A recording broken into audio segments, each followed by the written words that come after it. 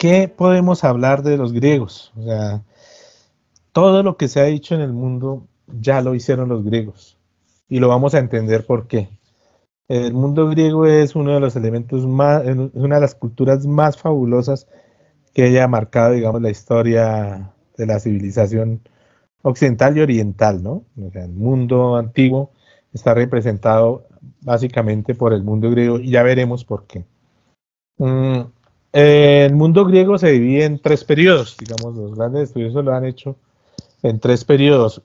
La primera época, la primera parte, que es la edad oscura y la época arcaica, ya la explicaremos básicamente. La segunda, que es la época clásica, que es el gran auge de la filosofía griega, y la tercera, que es la época helenística, que es la expansión del mundo griego. Eh, la primera parte, que es la edad oscura, esta parte se centra, se enfoca en todo lo que sucedió en el mar Egeo, en Atenas y la guerra de Troya. Digamos, es uno de los momentos más antiguos que se ha podido marcar en el mundo griego, y todo está enfocado hacia la mitología, hacia la epopeya, hacia la épica y la mitología griega. Entonces, a partir de ahí nace todo el mundo griego. Lo llaman la Edad Oscura porque es la época en que Homero va a escribir la Ilíada y la Odisea y va a cantar, digamos, la caída de Troya.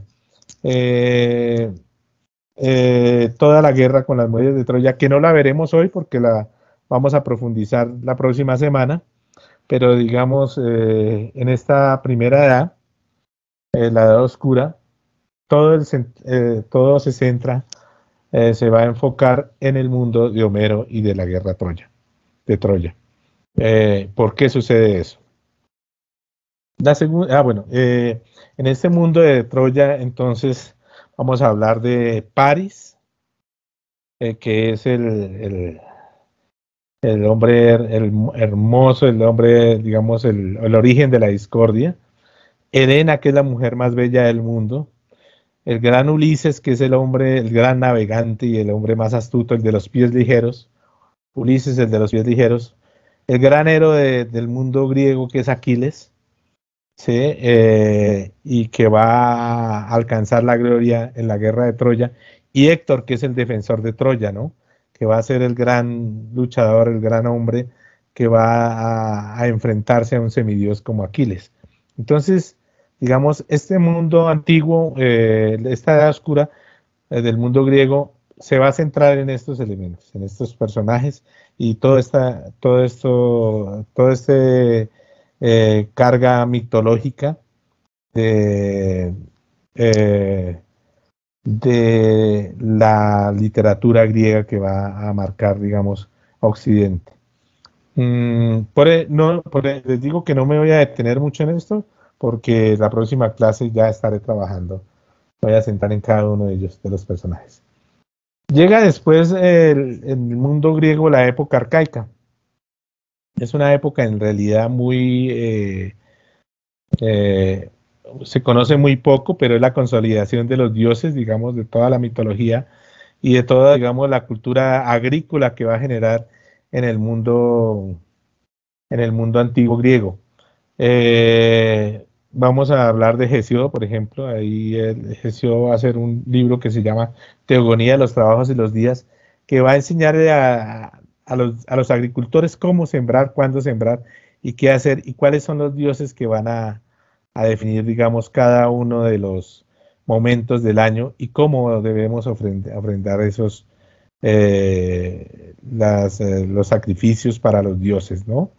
Entonces, digamos, se va a popularizar, es una especie de popularización de los dioses en esta segunda, digamos, primera B, época arcaica, que va de Homero al siglo V antes de Cristo. Aquí van a aparecer varios personajes, entonces va a aparecer Pitágoras, por ejemplo, que es el gran matemático, filósofo, y que va digamos, a transformar el mundo de la aritmética, la trigonometría, la geometría y la matemática, ¿no? Entonces, y la filosofía también.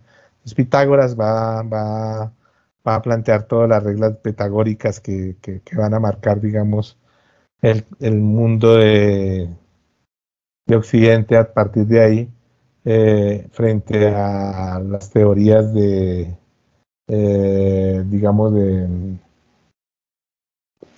de superficie. Bueno, no recuerdo otras teorías que plantea él, no soy muy bueno en matemática en ese sentido, pero Pitágoras, digamos, va a ser el genio que va a marcar todo el mundo occidental, a partir de sus teorías matemáticas. Un personaje que va a estar centrado también ahí es, bueno, algo que va a marcar en ese momento, en esa segunda edad, eh, edad arcaica, va a ser la aparición de los 7 sabios de Grecia. Entonces, estos 7 sabios, digamos, van a marcar toda la forma de actuar en el mundo. Va a estar Tales de Mileto. Cada uno de los personajes pertenece a una ciudad. Algo que va a marcar en estos personajes es que van a ser parte de una ciudad. Entonces, los 7 sabios de Grecia van a, digamos, transformar el mundo de Occidente en la medida en que todo se va a centrar en el conocimiento. Entonces, Tales de Mileto, Díaz de Pirene, Pirene es una ciudad, Pítaco de Mitelene, Solón de Atenas, Periandro de Corinto, Cleóbulo de Lindos y Quilón de Esparta. Son los grandes sabios. Hay unas conferencias y un trabajo que habla, quien quiera profundizar en estos personajes. Hay un trabajo que habla Carlos García Gual sobre los 7 sabios, y incluso señala 3 más, entre ellos a Pitágoras, para definir qué es lo importante de estos personajes dentro del mundo griego antiguo. Va a decir que estos son los que van a marcar, digamos, la forma de ver el mundo, de concebir el mundo, y van a, digamos, van a ser los iniciadores de toda esa escuela helénica que va a marcar la filosofía del mundo occidental y que la vamos a ver ahorita más adelante. Por ejemplo, Tales de Mileto dice que lo primero que debemos aprender es a conocernos a nosotros mismos. Conócete a ti mismo, ¿no? Dice Tales de Mileto, como un elemento fundamental del conocimiento del ser humano, del hombre. Otro personaje ahí muy interesante es Solón, que va a hablar de la eunomía, o sea, la idea del buen gobierno en Atenas. Entonces, a partir de él, Solón, van a crear, digamos, ese concepto de democracia. ¿Qué es un buen gobierno? ¿Cómo se da un buen gobierno? Entonces, la eunomía es la persona, es el concepto de cumplir las reglas, de vivir de acuerdo a lo estipulado, de ser correcto en las cosas, de, digamos, evitar la corrupción, ¿sí? Y lo opuesto a ellos es la anomia, ¿no? La anomia, que son las personas que no están adecuadas a las normas, que están en contra de lo establecido, que quieren subvertir lo que está establecido como buen gobierno, ¿no? Entonces, ¿qué es un buen gobierno? Entonces, él lo va a plantear en Atenas. Y va a dar pie a la segunda época que va a cambiar, digamos, el mundo griego como tal. Es la época clásica, los siglos V y IV antes de Cristo. Los griegos empiezan a expandirse, ya no están aquí en el mar Egeo, sino empiezan a pasar a Nicea, al Mar Negro, a Edesa, a Cirene, ¿sí? Abajo en África, empiezan a llegar a expandirse por el Mediterráneo, a colonizar el Mediterráneo, y van a transformar el mundo desde una perspectiva muy, muy diferente a lo que hasta ahora se tenía. Entonces, esto va a suceder en el siglo V antes de Cristo. Es el siglo, digamos, el siglo donde los dioses se conjugaron en ese momento en el mundo como tal, en el mundo conocido. Entonces es el siglo donde aparece Buda, es el siglo donde aparece Lao Tse en Oriente, Buda en Oriente, y Confucio en Oriente, entonces el budismo, el confucianismo y el taoísmo, ¿cierto? Van a ser los grandes conceptos filosóficos del mundo oriental, mientras que en Occidente va a aparecer el siglo de Pericles y los grandes filósofos de la escuela helénica. Entonces, en ese siglo V antes de Cristo es el siglo de Pericles, y ese siglo de Pericles va a ser un gran gobernante que va a promover la democracia. O sea, el concepto de democracia viene de este momento. Ya solo lo habían establecido, lo habían analizado, lo había querido establecer, y Pericles va a generar la idea de la polis griega. Entonces, ¿qué es la polis? La polis es la ciudad perfecta, la ciudad como tal, el pueblo griego. La polis es la ciudad que maneja, digamos, un concepto de democracia. ¿Y qué es lo que debe tener la polis? Entonces, la polis griega debe tener varios elementos. Aquí vemos en esta imagen, eh, en la polis, que en la parte 1 debe ir un templo. Entonces, los que conocen o los que han ido al Partenón allá en Atenas, encuentran que en la parte superior está la polis, perdón, el templo, ¿sí? El templo de Atenea, por ejemplo, en Atenas, ¿cierto? En esa parte, digamos, es el mundo religioso. La parte más alta de la ciudad debe estar el templo donde se concentra la parte religiosa. En la segunda parte es el ágora, es la plaza. El ágora es la plaza y es el lugar donde se discuten las cosas. Entonces en la plaza es donde está la democracia. Todos se ven de frente y todo se discute en la plaza. Y a partir de todo lo que se discuta en la plaza se conlleva a, a un consenso. Todos están de acuerdo o no están de acuerdo, se discute lo que pasa en la ciudad y se gobierna de acuerdo a lo que todos digan en el ágora. Por eso es el lugar de discusión, la plaza. ¿Sí? El tercer punto, el tercer elemento fundamental de la polis griega es el teatro, porque hay fe, que es la religión, hay política o leyes, que es el ágora, pero hay cultura, ¿sí? Que es el elemento fundamental. La cultura es el elemento fundamental y por eso está el teatro, que hace parte de la polis griega, porque, digamos, se tiene que dar como un elemento cultural. Entonces aquí vemos el Partenón, la parte de arriba, y vemos a la parte de abajo el teatro, ¿no? Claro, y el ágora, el espacio donde está la plaza, en Atenas. La cuarta parte es las murallas, o sea, la defensa de la ciudad. Si no se defiende la ciudad, no hay nada. Entonces, la ciudad debe estar rodeada, debe estar protegida, porque bueno, el mundo antiguo y el mundo medieval lo veremos que es un mundo peligroso, y aún todavía, uy, ¿no? La ciudad para que se proteja, o sea, para proteger ese esplendor, debe estar, debe edificar murallas para protegerse del mundo exterior. Eh, la parte quinta es los olivares, la agricultura, los olivos en este caso.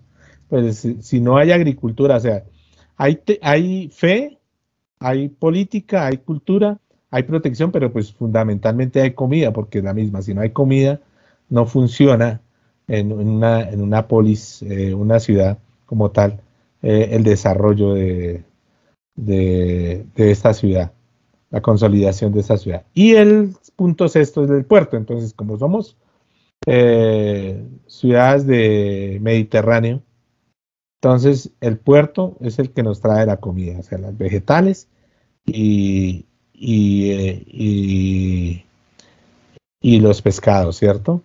La parte de la comida marina, ¿no? Entonces esos dos elementos son fundamentales para sobrevivir en un mundo antiguo, en el mundo griego, en la polis, y se establece como esa dinámica. Eso es lo que debe quedar dentro de la sociedad. Entonces, bueno, y la comunicación. Entonces, el puerto es no solo para alimentarse, para comer, sino para comunicarse y para comerciar, ¿no? se comercian entre las ciudades a través del puerto, entonces son navegantes. Los griegos son básicamente navegantes y empiezan a consolidar eh, el Mediterráneo, a conquistar el Mediterráneo. Bueno, a partir de este concepto de polis griega, pues llegan y empiezan a aparecer los grandes filósofos y los grandes historiadores, y el mundo ya se amplía.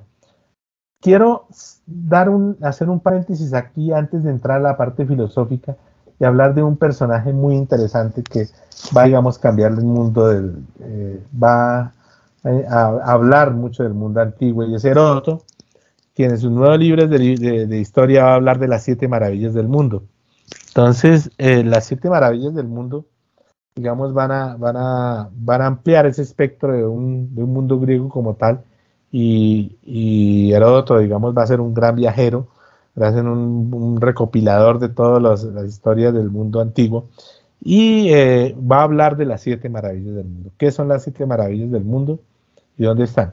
Quiero hacer este paréntesis para después concentrarme más en la parte filosófica, porque si no nos perdemos un poco en el concepto filosófico.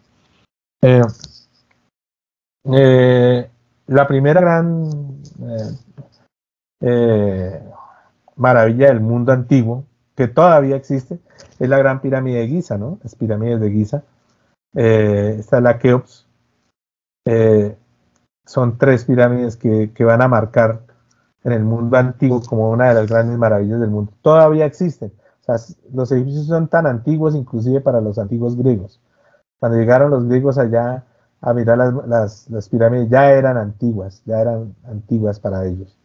Entonces, la gran pirámide de Egipto de Giza, que no todavía es un enigma. Esa es una de las 7 maravillas del mundo antiguo.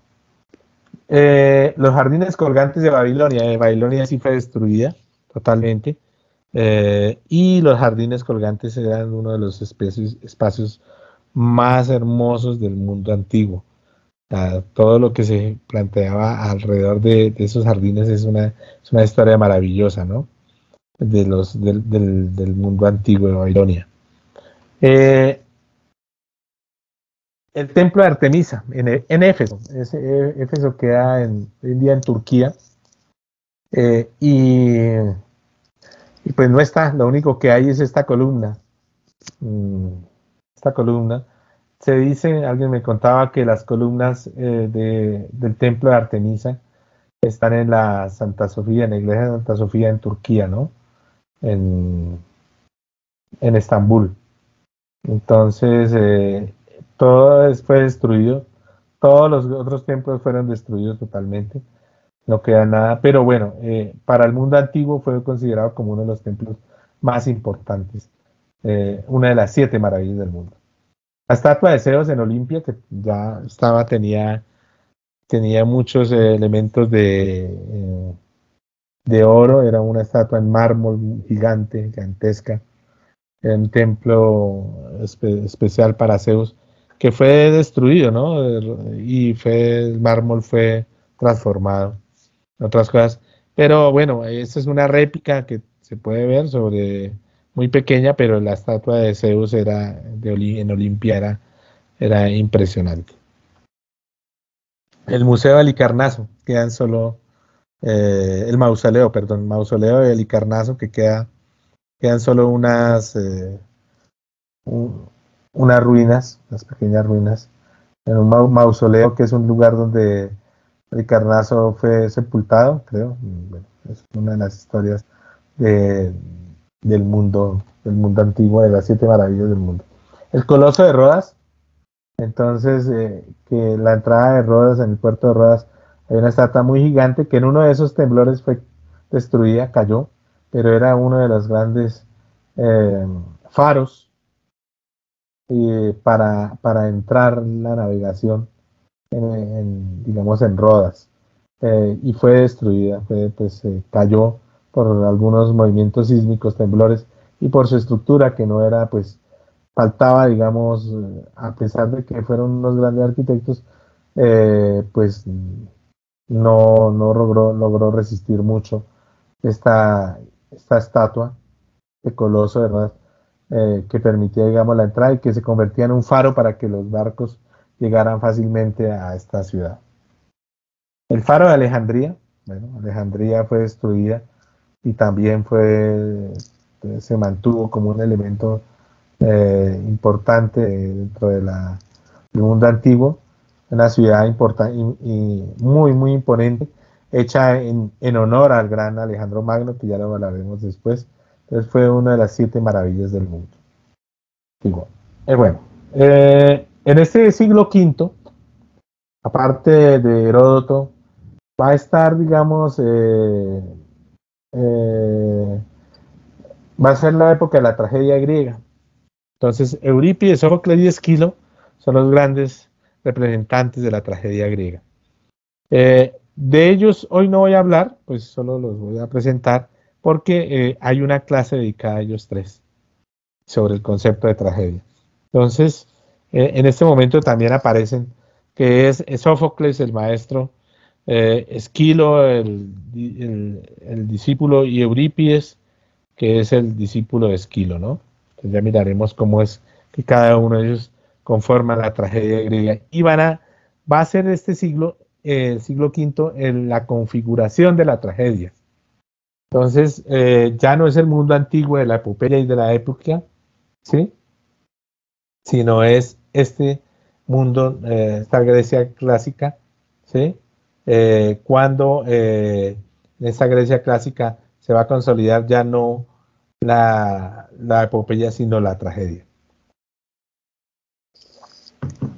Entonces, vamos ahora sí a centrarnos en algo importantísimo en este siglo V. ¿Por qué es tan importante el siglo V en el mundo occidental? Porque aquí se consolida la filosofía griega en las escuelas helenísticas. Entonces, ¿qué se puede hablar de Sócrates, Platón y Aristóteles? Son los grandes filósofos del mundo griego. Sócrates, que no se sabe mucho de él, no escribió, digamos, las obras de él están a través de los diálogos de Platón. Platón, que fue su discípulo, y todo lo que va a hablar él en sus diálogos lo va a plantear como un elemento clave dentro del mundo occidental para entender todo lo que existe en el mundo. Entonces, Platón en sus diálogos va a utilizar la mayéutica como una forma de expresar, de llegar a la verdad, de expresar sus ideas y llegar a una verdad que consolida, digamos, todo un pensamiento de estos socráticos. Aristóteles, digamos, va a ser el alumno de Platón y, y él sí va a hablar de todo lo que tiene que ver con respecto a la política, a la ética, a la poética, a cómo comportarse frente al mundo. Entonces, digamos que podemos hablar de estos tres filósofos. Yo no podría centrarme mucho en estos tres filósofos porque dan para no una clase, sino una carrera completa. Entonces, hay especialistas en Sócrates, especialistas en Platón, especialistas en Aristóteles.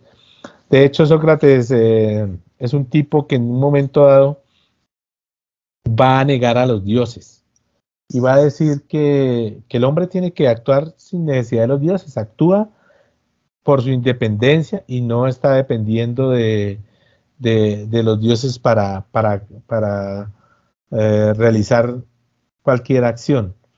Es autónomo como tal. Esto lo va a llevar a ser criticado, digamos, en Atenas y, y él dice que va a defender la democracia, que todo es un defensor de la democracia. Y Critón y todos sus allegados le dicen, bueno, si usted pues cree en la democracia, pues pongamos una votación y pensemos a ver si usted merece morir o no merece morir. Si la mayoría dice que usted va a morir, pues tiene que tomarse la cicuta, y si no, entonces no. Entonces Sócrates se somete a una votación democrática donde todos acusan a Sócrates como un antidemocrático y dicen que merece morir. Y entonces Sócrates dice, bueno, yo voy a morir. Si todo el pueblo, si la mayoría dijo que tenía que morir, pues yo muero. Y todos dicen, pero ¿cómo se va a matar? O sea, ¿por qué no huye? Le dan las opciones de huir, le dan las opciones de echarse para atrás. Dice, no, porque yo doy mi palabra y sin, ¿cómo no voy a cumplir en lo que creo? O sea, debo creer, debo cumplir en lo que creo. Y si mi máxima es defender la democracia dice que debo morir, pues yo debo morir. Y entonces se toma la cicuta y muere. Claro, después de Acritón, cuando se dieron cuenta del error que habían cometido, pues casi lo mataron, ¿no? Después, pero pues en un momento dado Sócrates va digamos, a confrontar ese concepto de democracia y mostrar, digamos, las debilidades que puede tener la democracia, ¿no? Mm. Yo, digamos, no me voy a centrar ni en Platón, ni en Aristóteles, ni en Sócrates, porque para mí es importante entender otro tipo de conceptos de escuelas griegas. Es decir, no soy ni un experto en Platón, ni un experto en Sócrates, ni un experto en Aristóteles. Entonces, mal haría yo ponerme a hablar de estos personajes y pues aquí me imagino que habrán filósofos que saben muy bien y dominan muy bien este concepto de la filosofía antigua. Entonces, de hecho, si alguien me puede ayudar más adelante en algún momento, les agradezco.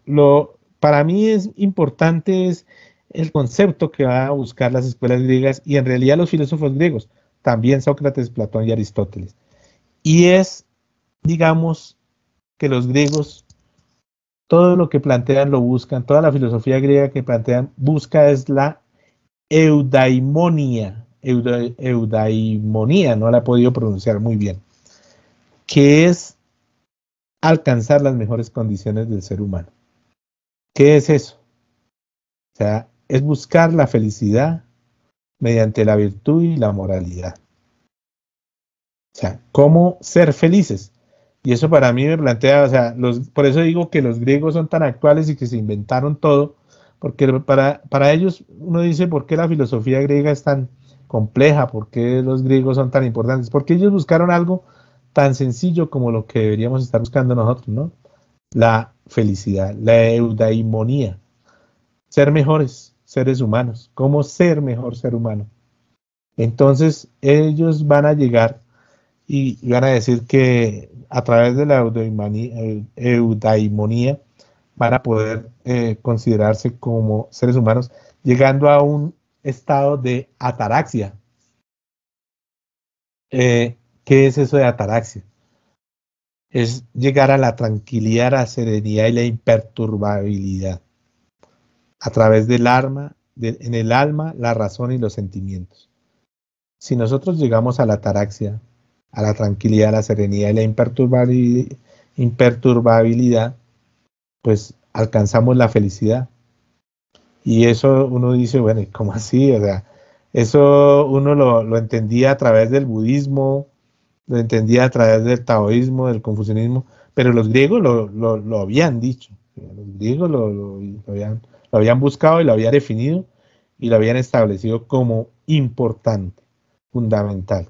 Entonces, si uno en la vida no llega a este estado, pues siempre va a generar conflicto. O sea, en la vida, si usted es capaz de llegar a este estado pleno, de ataraxia, de serenidad, de imperturbabilidad, de tranquilidad, en el alma, en la razón, en los sentimientos, pues usted es feliz. Y entonces van a llegar las escuelas griegas y van a decir, bueno, ¿y cómo lo hacemos? O sea, ¿cómo lo hacemos? Entonces va a haber varias escuelas griegas que van a explicar y van a definir cómo llegar a esto, a la eudaimonía y a la ataraxia. Entonces, una de las primeras escuelas es el estoicismo, de Zenón de Sitio. ¿Sí? Los estoicos, promovidos por Zenón de Sitio, van a plantear la forma de ser feliz. ¿Cómo ser feliz? Entonces ellos van a definir que para ser felices es el dominio y control de los hechos.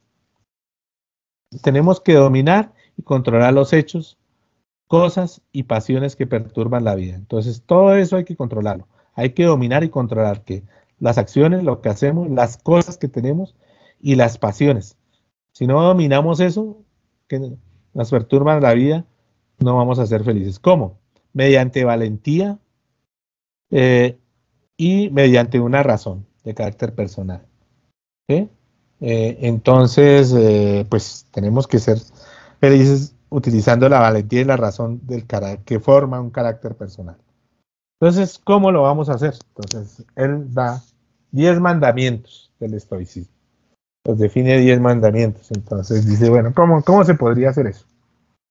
Entonces, primero, tener los 10 mandamientos. El primer mandamiento dice, memento mori, tener conciencia de muerte, es decir, saber que vamos a morir, somos, que no somos eternos, ¿cierto? Eh, eh, que somos perennes, que podemos morir en algún momento, que no vamos a vivir eternamente y que nuestra vida es una cosa pasajera acá. Segundo, amor fati, es decir, amor al destino, saber que todo está marcado por un destino. Todo lo que nos sucede está definido por un destino. Si no tenemos conciencia de eso, si no amamos al destino, y todo lo que nos pasa por algo. Ese es nuestro destino, lo que nos marca. Y pues no debemos lamentarnos por eso. Fateri errata, admitir los errores, saber que siempre nos equivocamos. Eso es una cosa fundamental. Si no asumimos los errores, si no admitimos que nos equivocamos, no podemos llegar a la felicidad. Otro elemento, infortuni viventem, vivencia de frugalidad, es decir, vivir con lo necesario, no buscar vivir con más de lo fundamental, un espacio para comer, un espacio para cubrirnos, una olla para un alimento para comer básico, un vestido básico, algo simple, sencillo, que nos permita, digamos, arrancarnos de toda la complejidad.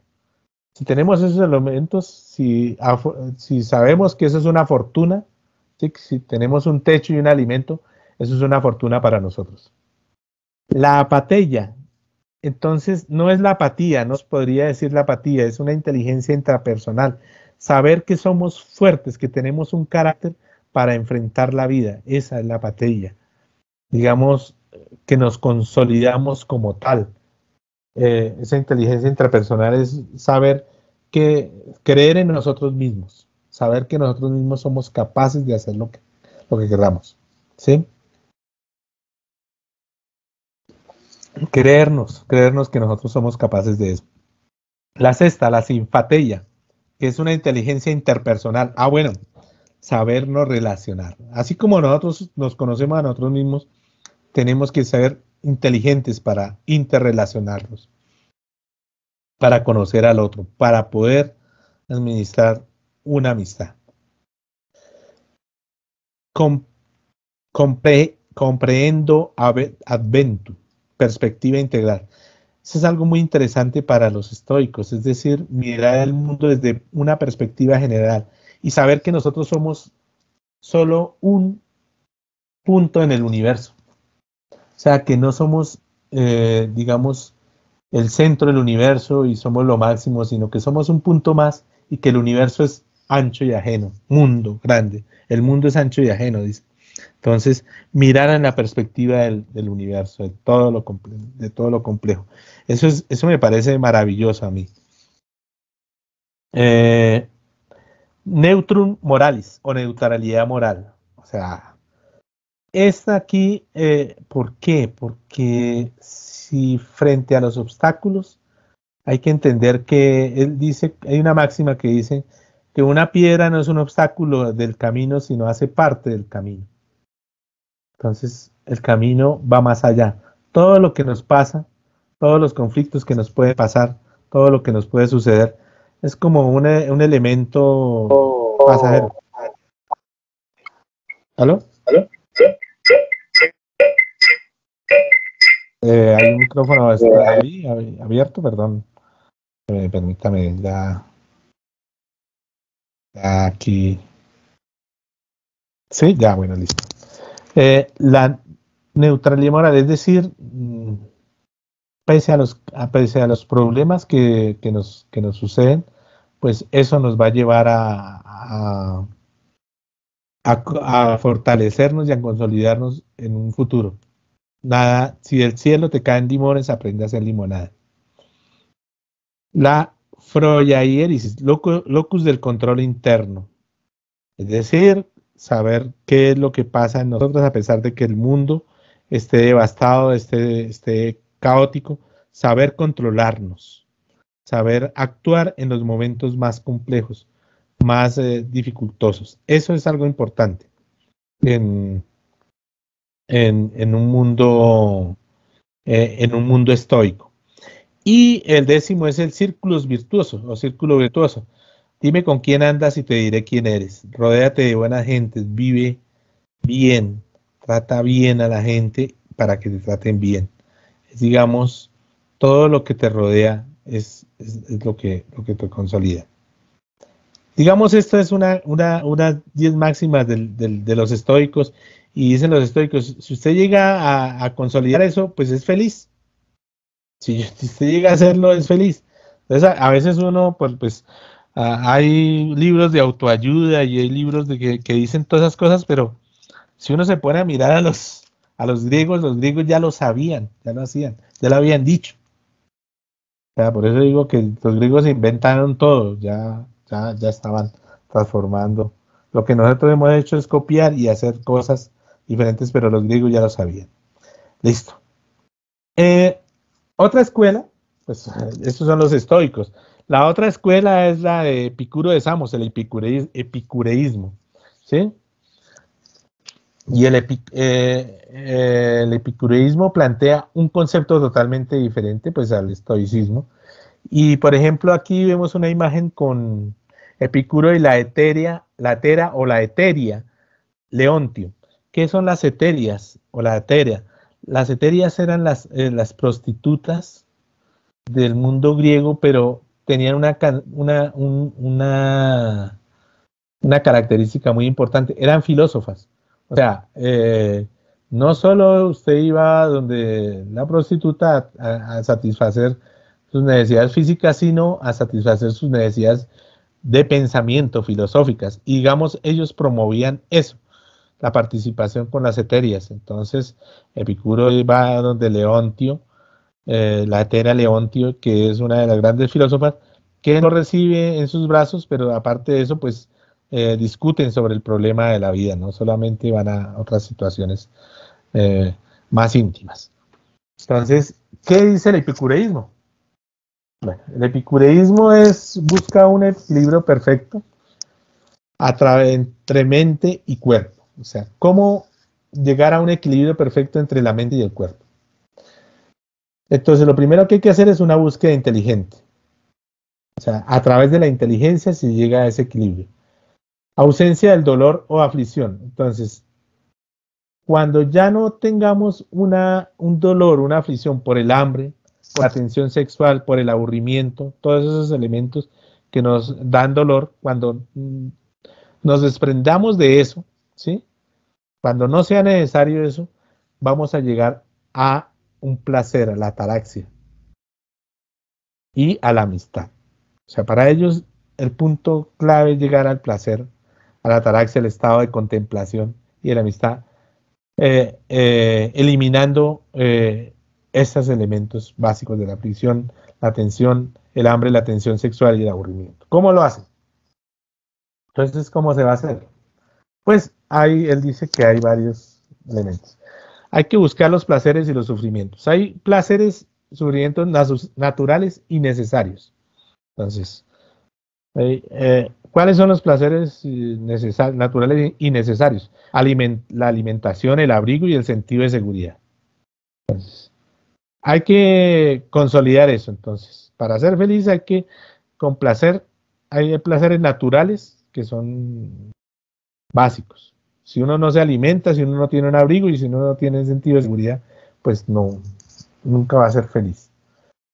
Pero hay placeres naturales, pero no necesarios, como cuáles, como una conversación amena, pues eso sí, o la gratificación sexual. Entonces la sexualidad es natural, es un elemento natural, la conversación, pero no es necesario, o sea, sin eso puede vivir uno, ¿sí?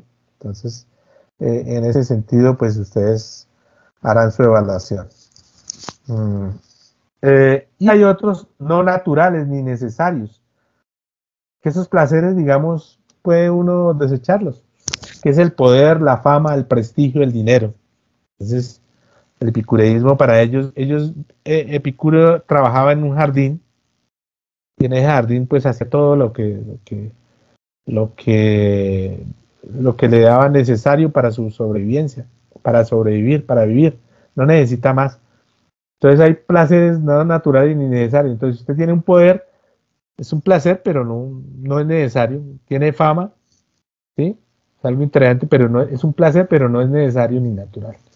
Dinero. Hay dos tipos de placeres también, va a otra categoría. Placeres del cuerpo. Entonces dice que es posible conocer el placer si no se conoce el dolor, ¿sí? No se disfruta de un banquete si no se conoce el hambre. Entonces, eh, para saber cuándo es algo bueno, pues tuve que haber sabido cuándo no era bueno, ¿cierto? Es decir, para disfrutar de la riqueza hay que haber sido pobre para hacer eso. Como dices, para disfrutar de una gran comida tiene que haber pasado hambres, para saber lo que es bueno en la vida. Entonces son placeres del cuerpo. Y placeres del alma. Placer del alma es superior. Entonces, lo anterior es,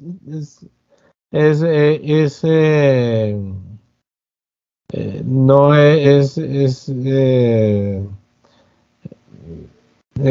no es eterno, digamos, es pasajero, ¿sí?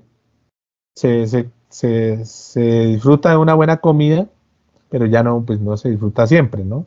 No es algo pasajero.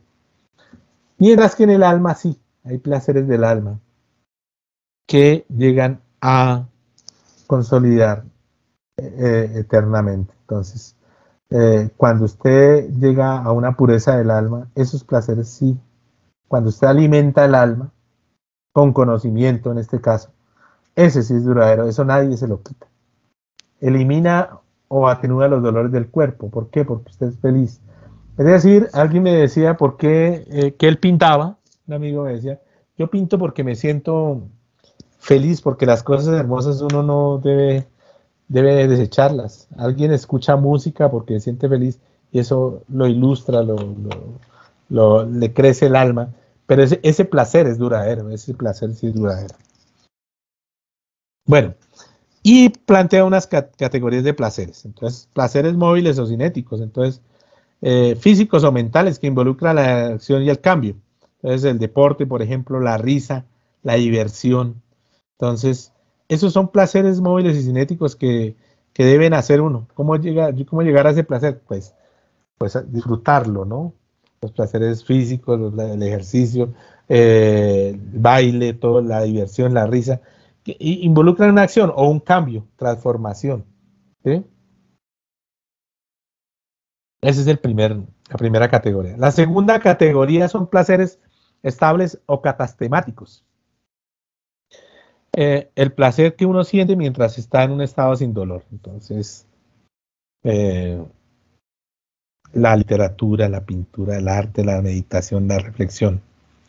Hay un placer físico que se llama aponía y el placer mental que se llama ataraxia, como ya lo habíamos hablado, ¿cierto?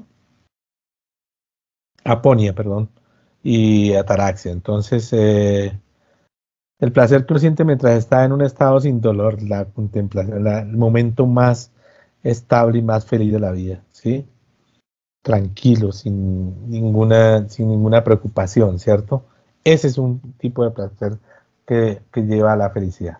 Bueno, entonces, digamos, estos son los elementos de las categorías de placeres que va a hablar el epicureísmo, siempre en función de llegar a la felicidad.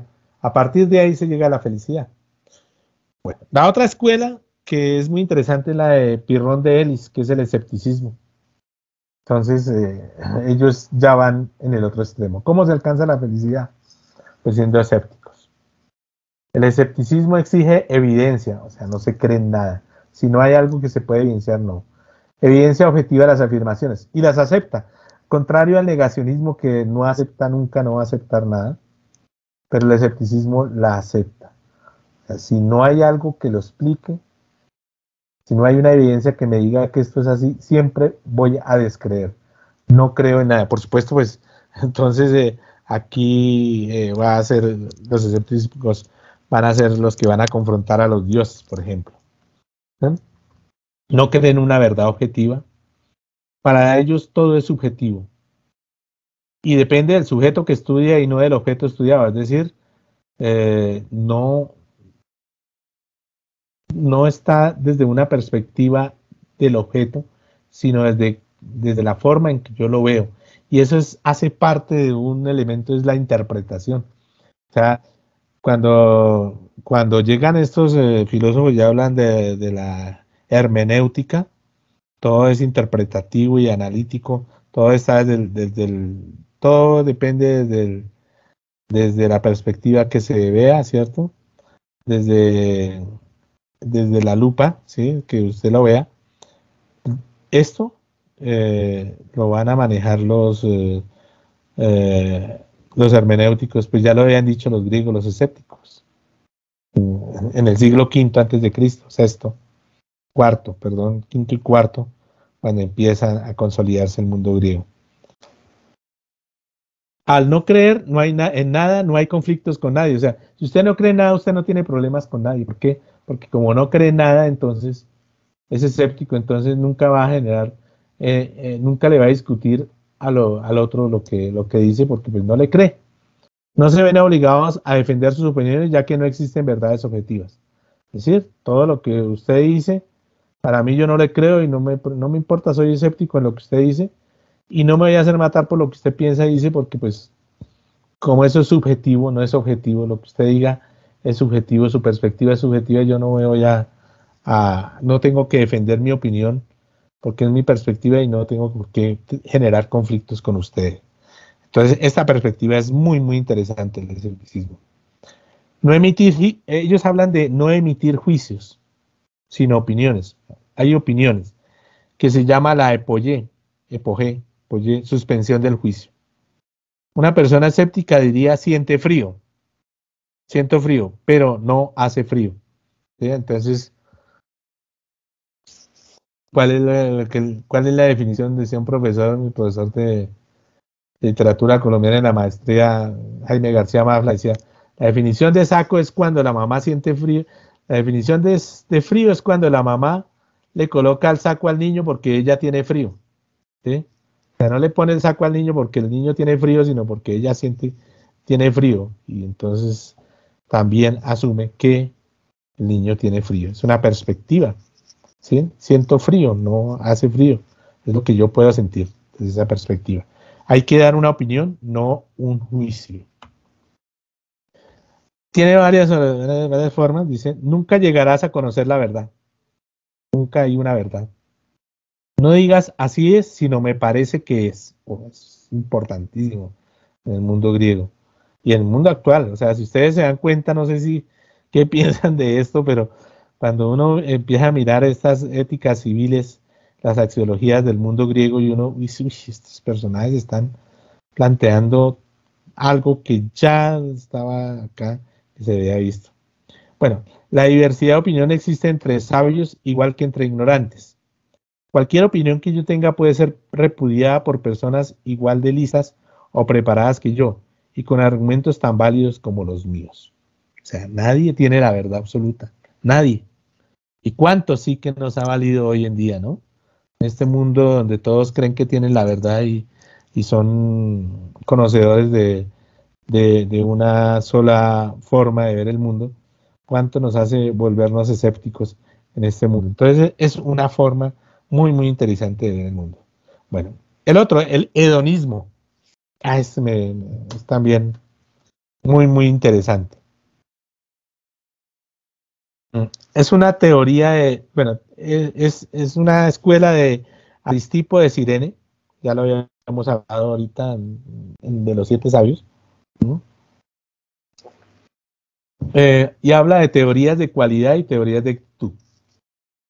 Dice, el hedonismo está enfocado al placer. Entonces, el placer es una cualidad de experiencias placenteras en sí mismo.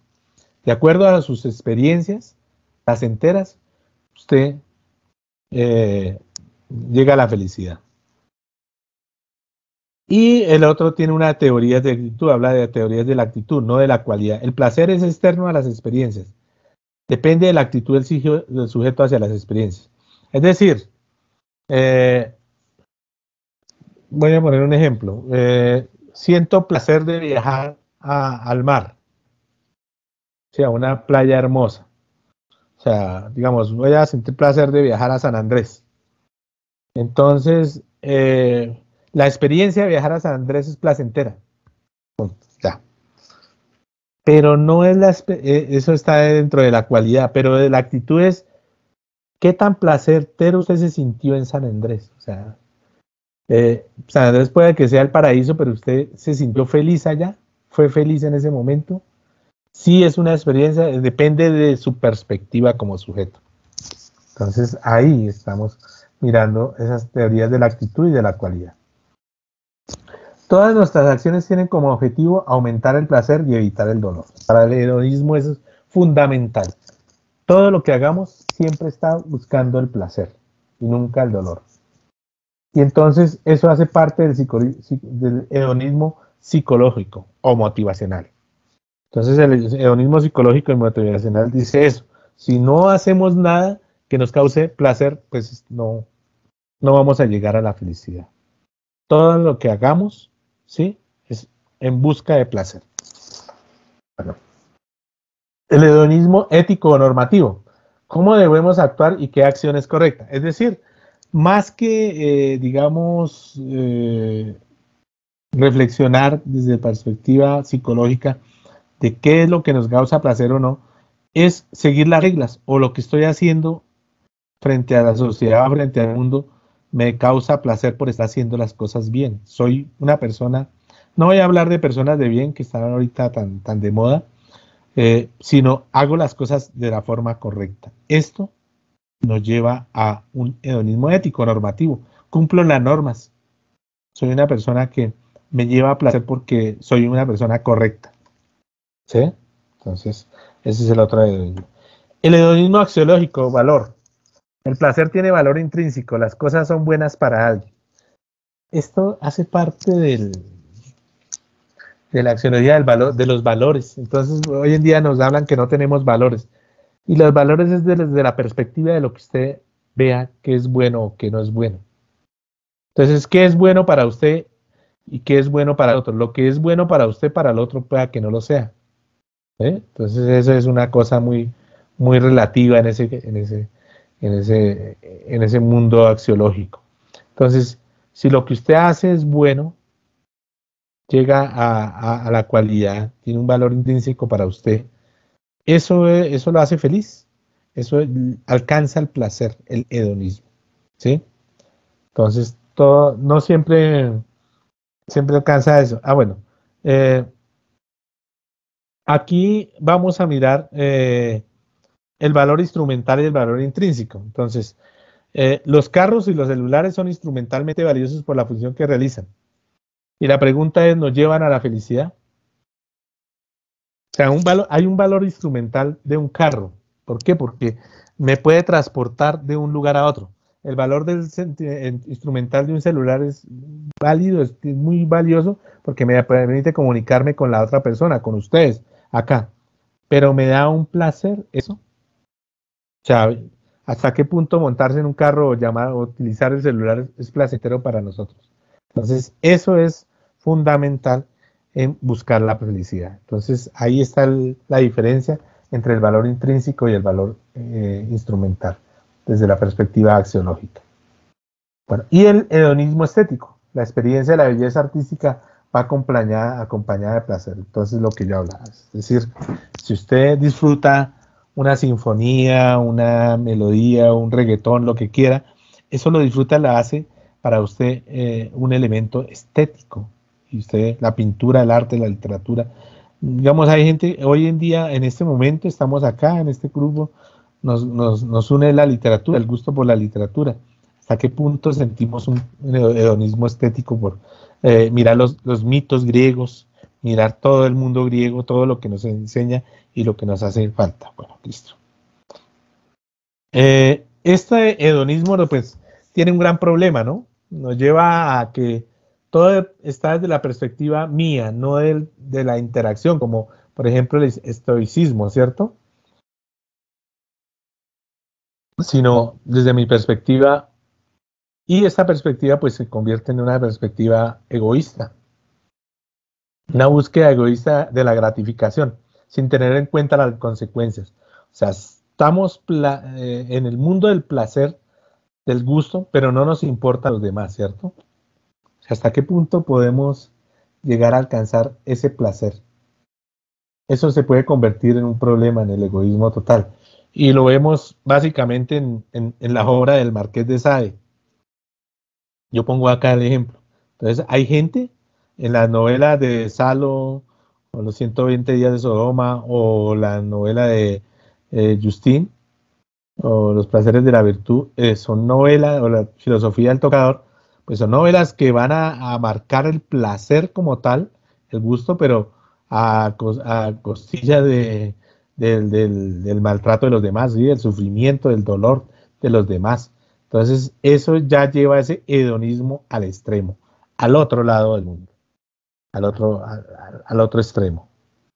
Entonces, ¿hasta qué punto mi placer genera consecuencias nefastas para el otro?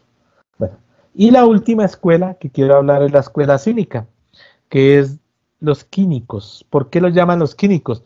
Porque está fundamentado dice Diógenes, cínico ya vamos a hablar, dice la escuela química que el hombre con menos necesidades es más libre y feliz. Entonces, en esta escuela cínica, el cinismo está enfocado, no es el cinismo que nosotros conocemos hoy en día y que representa muchos personajes públicos, sino es esa forma del ser humano de desprenderse de todo lo humanamente material, lo material totalmente. Y Diógenes, mm, Diógenes va a ser su gran representante, y el cínico, Diógenes el cínico, va a vivir en un barril con unos perros. Y él dice que él quiere vivir la vida del perro porque el perro no tiene, puede dormir en cualquier lugar, no tiene una reflexión sobre nada, sino va viviendo como tal en la vida. Eh, Su única necesidad es la comida, y él se va iluminando con un farol que va a iluminar sus ideas poco a poco, ¿no? O sea, no necesita más que eso. Y va a vivir, y entonces quínico es por canes, los perros. Por eso las Islas Canarias, ¿no? Las Islas Canarias no es porque haya muchos canarios, sino por el can, el perro. Can es el nombre griego del perro, ¿cierto? Entonces la escuela, los quínicos, los cínicos, los van a llamar así.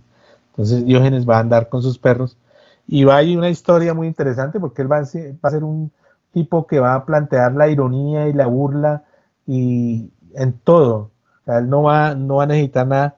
Y está la historia, dice que el hombre es un ciudadano del mundo. O sea, él no cree ni en una virtud, él no cree en una democracia, ni en un gobierno, ni en un estado, en nada.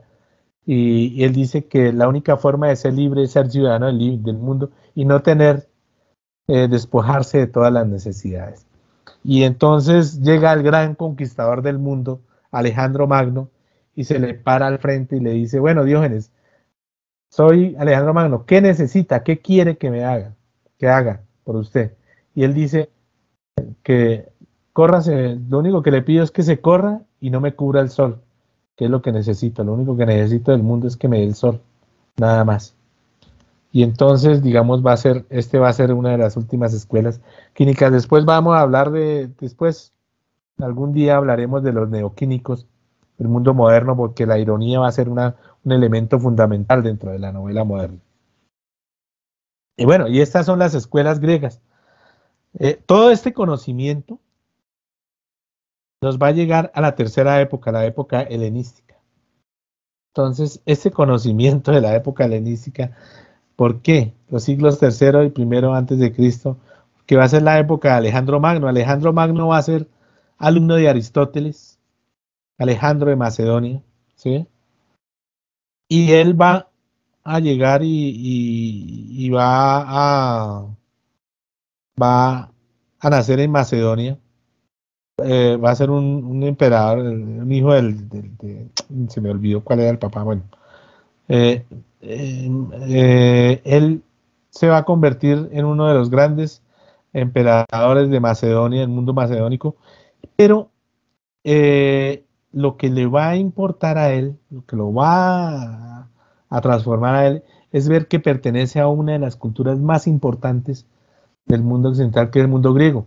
Los griegos, todo lo que yo he dicho hasta ahora, todo eso, los griegos lo compartían en Atenas, en su espacio pequeño del mar Egeo, ¿cierto?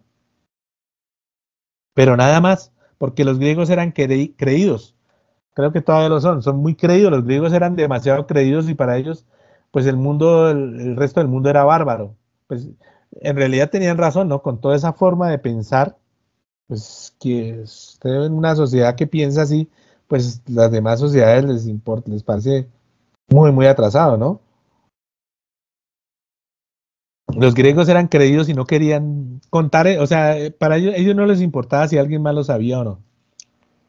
Cuando Alejandro Magno, Alejandro de Macedonia, encuentra todo ese conocimiento, dice, no, yo debo expandir el mundo griego, debo expandir ese conocimiento, todo lo que traen estos personajes es muy, muy importante, y va a expandir el imperio.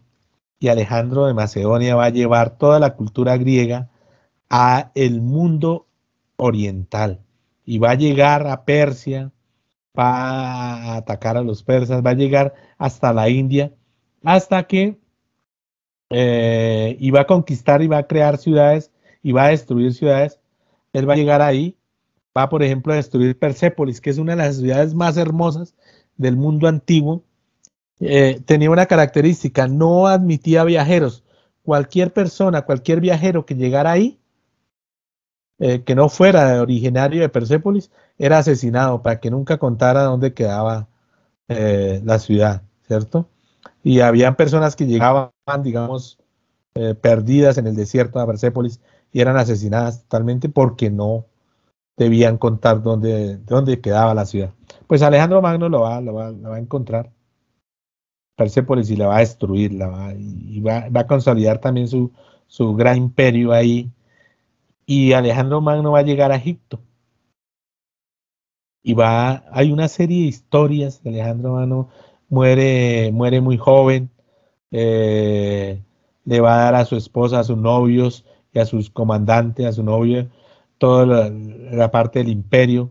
Entonces, por ejemplo, los Ptolomeos van a estar en Egipto. Bueno, no tengo en esa parte sí no recuerdo muy bien cómo está definido el imperio de Alejandro Magno, porque va a morir muy joven, como a los 25 años, 27 años, después de haber conquistado. Va a ser derrotado en la India por unos caballos gigantes con colmillos, o sea, los elefantes, un ejército de elefantes va a destruir a Alejandro, va a derrotar a Alejandro Magno. Y él va a volver y va a morir. ¿En dónde va a morir? Venga, a ver, ¿dónde es que muere él? Bueno, se me olvida en dónde. Él muere bueno, se me olvidó. No me acuerdo en dónde va a morir. Es una ciudad muy interesante por acá. Bueno, se me olvidó. Y el caso es que, por ejemplo, Alejandría va a ser la gran ciudad del mundo helénico, de la etapa final. Y ahí, digamos, se va a crear en honor a este gran conquistador. Y el mundo griego se va a expandir por todo La cultura griega se va a expandir por el mundo conocido hasta ahora, en ese momento. Y bueno, y se va a consolidar. De hecho, hay algo muy importante, no lo coloqué acá, porque ahí, digamos, se va a crear en honor a este gran conquistador. Y el mundo griego se va a expandir por todo la cultura griega se va a expandir por el mundo conocido hasta ahora, en ese momento. Y bueno, y se va a consolidar. De hecho, hay algo muy importante, no lo coloqué acá, porque en Alejandría, digamos, cuando llega Alejandro, mano, una de las formas para descubrir eh, los jeroglíficos, ¿sí? Eh, Champañol, bueno, se me olvidó el nombre de él, va a encontrar una piedra que se llama la piedra Roseta, que tiene un mensaje a Cleopatra, que Cleopatra era la última emperadora de los Ptolomeos, que que tiene griego, que tiene otra escritura cuneiforme y tiene los jeroglíficos. Entonces ahí es donde van a descubrir Champañol, me parece, no me acuerdo cómo se llama el personaje. Eh, Va a descubrir que los jeroglíficos era un lenguaje que se conocía en el mundo antiguo. Y los va a descifrar gracias a esa piedra roseta y a que estaba en griego. Pues él sabía griego y pudo identificar que cada palabra griega estaba definida también con el nombre, con los jeroglíficos.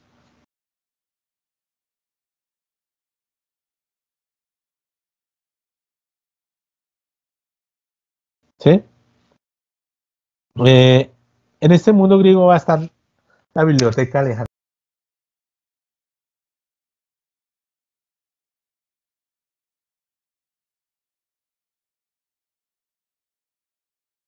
En este mundo helenístico. Uno de los grandes elementos es la Biblioteca Alejandría, el mayor centro de difusión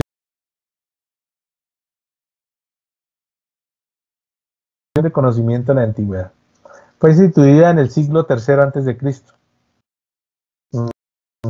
Se estima que albergaba entre 30.000 y 700.000 volúmenes literarios, académicos y religiosos.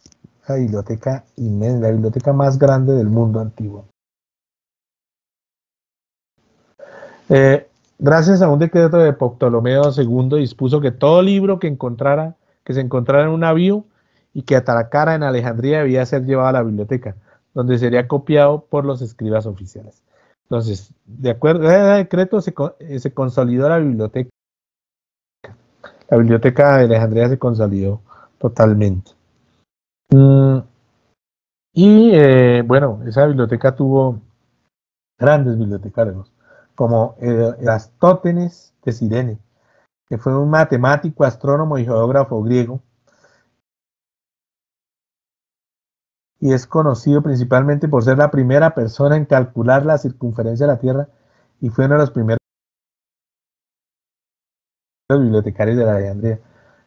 La historia de él es muy interesante. Va y contrata a alguien para que vaya a 100 kilómetros de donde él está, de Alejandría, para que mire el sol a mediodía cómo está. La proporción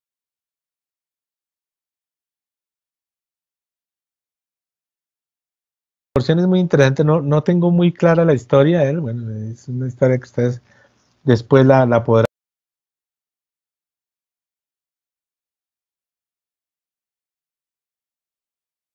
mirar. Yo en realidad les estoy dando unas pinceladas muy generales, porque pues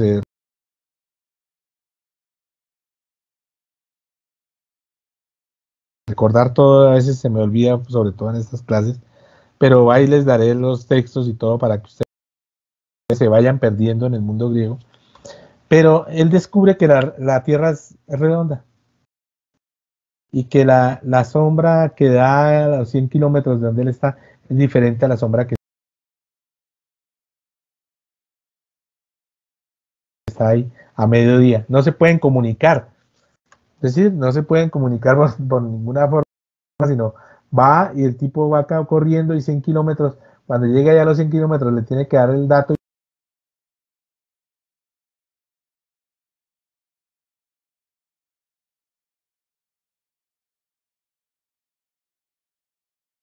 y volver y explicarle, y él va a calcular la circunferencia de la Tierra y va a decir que primero que la Tierra es redonda y segundo, cuánto mide la Tierra y la edad exacta. Y dice la Tierra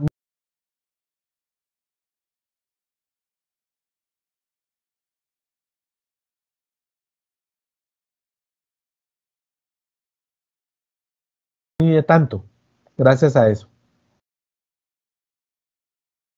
Bueno, después se va a perder toda la información, pero el tipo sí la pudo hacer. Y Hiptia de Alejandría fue una de las primeras mujeres matemáticas de la historia y dirigió la biblioteca en el año 400 después de Cristo. Hay una película que ustedes pueden ver, Ágora se llama, y es la historia de Hiptia de Alejandría, que me permite entender cómo fue ese mundo griego, cómo era una mujer matemática, una mujer primero, en un mundo antiguo, matemática, que va a consolidar la elipsis. Ella va a hablar del concepto de elipsis en el universo y en el manejo de las estrellas, ¿sí? El movimiento elíptico de las estrellas y de los planetas, perdón, de las estrellas no, sino de los planetas. Ella va a definir ese movimiento elíptico de los planetas a través de una serie de observaciones. Es astrónoma, ¿sí? Y va a hacer matemática desde sus principios. Va a ser asesinada después. ¿Cuándo va a desaparecer la biblioteca de Alejandría? En el año 391, el emperador Teodosio el Grande, cristiano, ordenó la destrucción de los templos paganos como la biblioteca de Alejandría. Entonces todos los cristianos van a destruir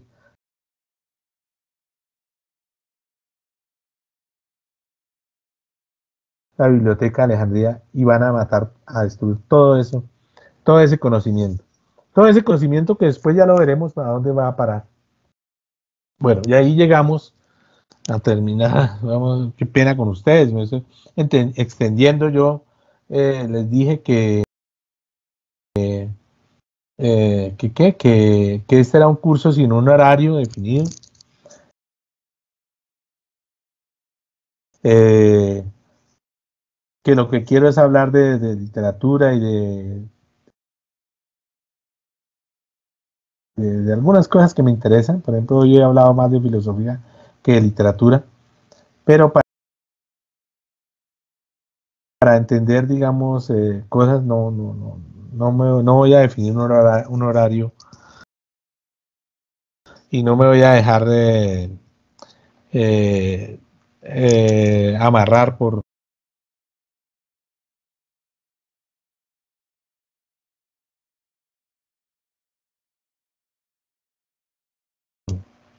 un tiempo determinado. Entonces, más bien estoy siguiendo, dejándome llevar y bueno, hago como si ustedes estuvieran ahí pendientes. De todas maneras, no sé si están ahí o se fueron o bueno, lo importante es que sigamos disfrutando de esto. El arte griego.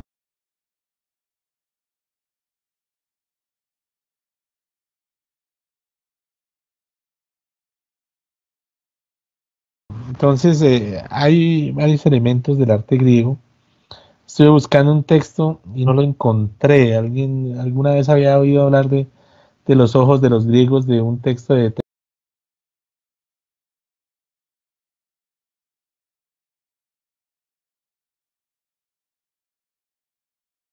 Eliot? No me acuerdo de quién, es que no pude encontrar quién es el autor, donde habla de la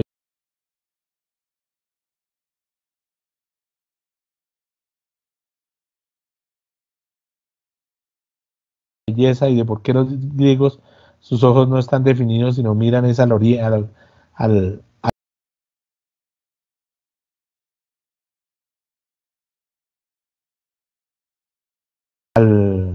al horizonte, ¿no? No miran al hombre, sino a los dioses. Ya lo veremos cuando hablemos de la tragedia griega, qué es lo que pasa con el arte griego.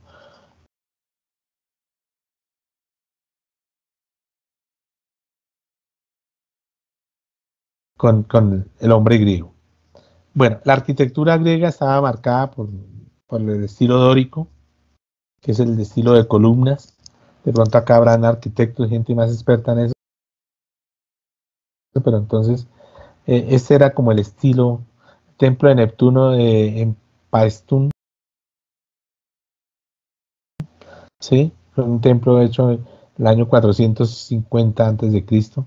Las ruinas del templo era en Olimpia, ¿sí? También de orden dórico, entonces. Eh, alguien me decían que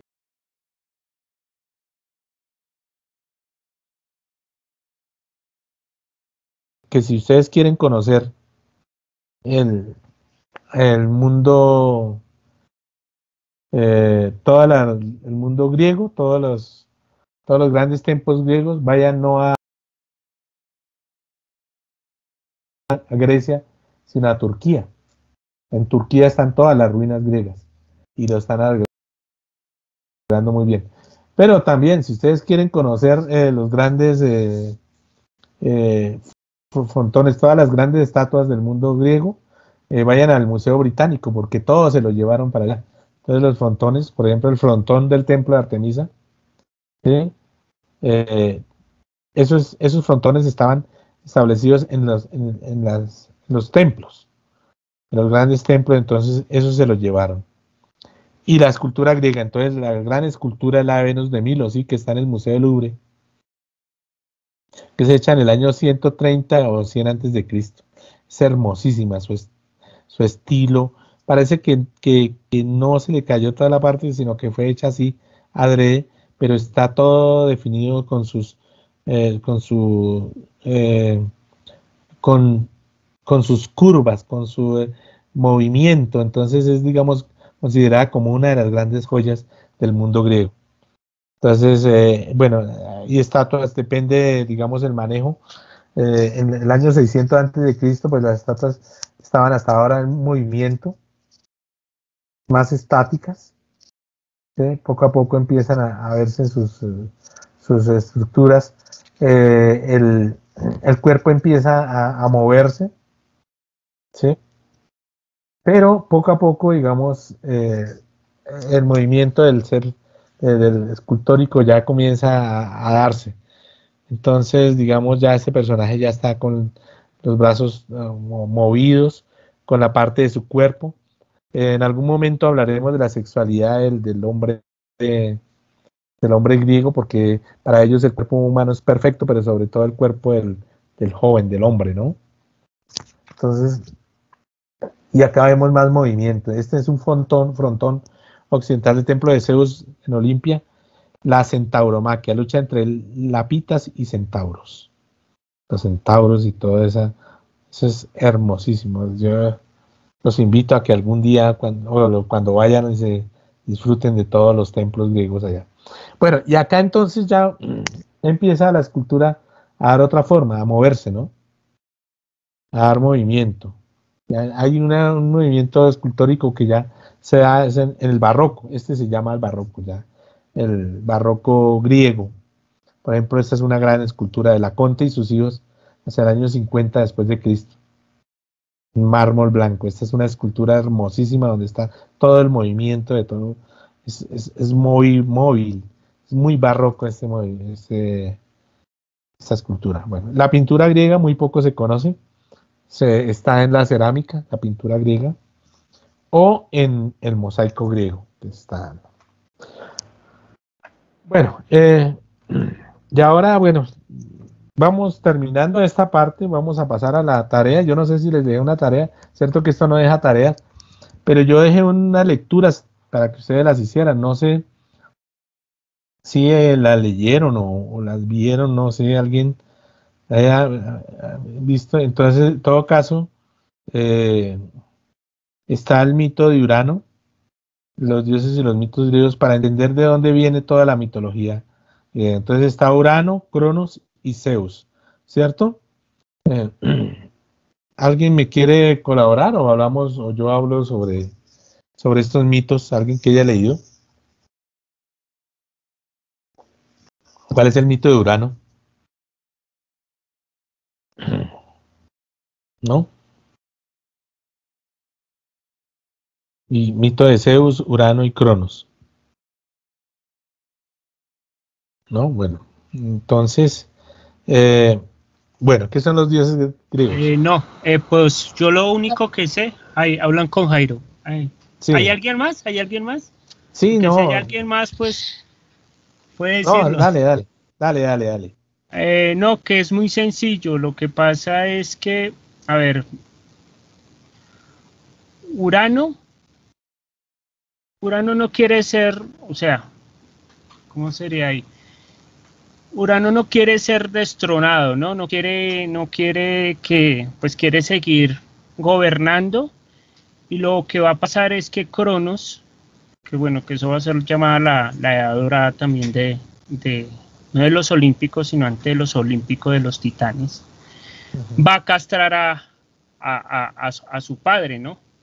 Y va a tomar el poder. Entonces, como Urano no quería que los demás gobernaran, pues entonces se había, digámoslo así, hecho con todo el poder. Y después va a pasar a gobernar Cronos. Pero cuando pasa a gobernar Cronos, lo que hace Cronos para que no le suceda lo mismo que él hizo con su papá, es que se va a comer a sus hijos. Pero uno de sus hijos, que va a ser Zeus, Ujú. no alcanza a comérselo porque pues no me acuerdo si era Gea, creo que era Gea, lo oculta, creo que sí era Gea. Ujú, sí. Y cuando lo oculta, pues entonces lo que va a hacer Zeus es que va a preparar todo un, digámoslo así, un marginal y va a hacer que el papá Cronos vomite a sus hermanos. Y Mm, ahí va a haber la lucha de los titanes, la lucha de los titanes contra la lucha de los olímpicos. Y va a ganar los olímpicos. Entonces se van a dividir los diferentes tipos de tronos, ¿no? Entonces el hermano mayor, que es Hades, bueno, que es veámoslos Pluto, acá. sí, hasta ahí, bueno, listo. No, pero Eso, aquí lo ahí podemos está. ver. Ah, sí, Ahí ahí está. está. Entonces va a estar, o sea, él va a quedarse con el inframundo y pues como Zeus fue el que derrotó a Cronos. Y hay que aclarar, ¿no? Que cuando gana la guerra contra los titanes, todos estos se van a ir al Tártaro, ¿no? Todos estos se van a ir al Tártaro y o sea, va a terminar la era de los titanes y van a empezar a gobernar los olímpicos. Entonces ahí van a estar los diferentes dioses. Va a estar Zeus gobernando el Olimpo, va a estar, bueno, que se va a casar con Hera, la hermana, que bueno, ahí está. Ujú. ¿Sí? El hermano que es Poseidón pues va a gobernar el mar, Hades va a gobernar el infierno, aunque creo que Hades es como el lugar y el nombre era Pluto, bueno, que iba a venir también Ese los es romanos. rumano. Ahí hay Sí, dioses. sí es O sea, la romano, diferencia entre sí, sí, Dios, entre nombres es romano y griego. sí, Ya lo sí veremos es después. griego. Sí, exacto. Lo que pasa es que por ahí veo que el término también viene de lo griego, pero bueno, digámosle Hades por el momento. Bueno, va a estar Demeter, de la cuestión de la tierra, la fertilización y demás, Ujú. y pues va a estar pues también Hestias, ¿no? La del hogar. Más o menos es eso lo que más o menos me acuerdo, que después van a venir Bueno, también, bueno, la unión entre Zeus y Hera, y ahí van a venir los otros dioses. le Eso, agradezco mucho. Ha vale, sido de gran ayuda, sí. Y listo. después vienen los hijos. Pues, aquí viene Festo, Ares, Dionisio, Hermes, Atenea, Artemisa, Apolo y Afrodita, ¿no?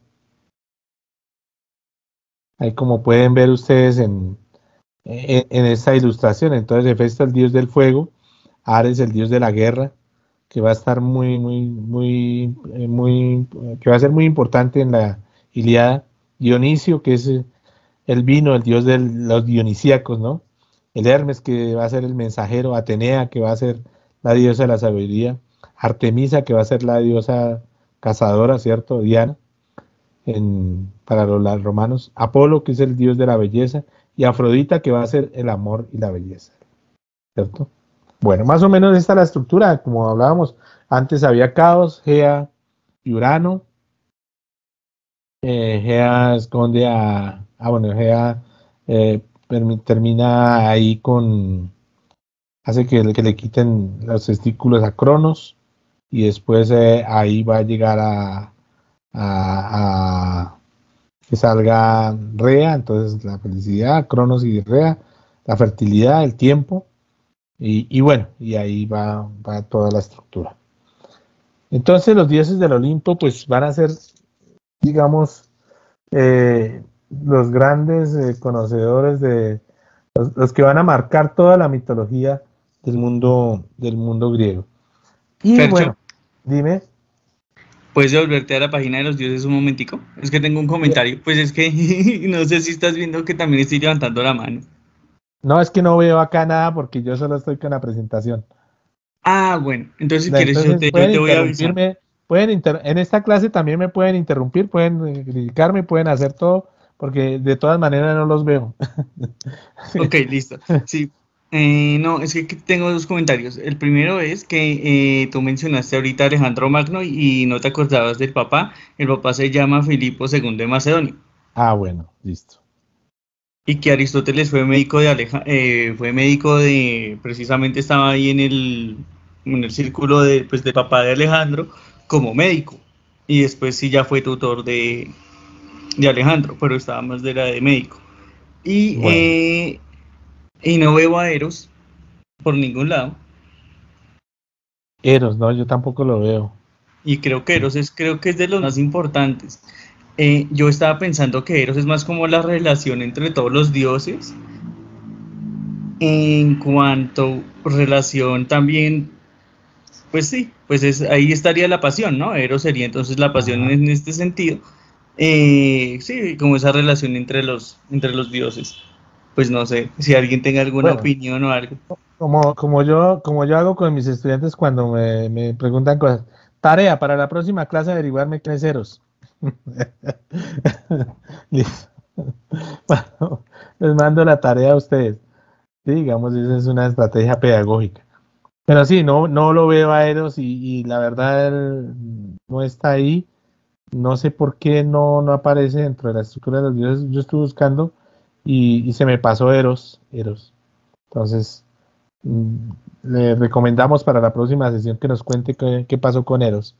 Vamos a alguien, a usted, Nico, en tarea. ¿Listo? Listo, pero. Bueno, vamos a hablar del rey Minos y Dédalo. Entonces, esta es otra historia que estaba ahí dentro de la lectura, porque es muy importante lo que pasa con Minos. ¿Quién es el rey Minos?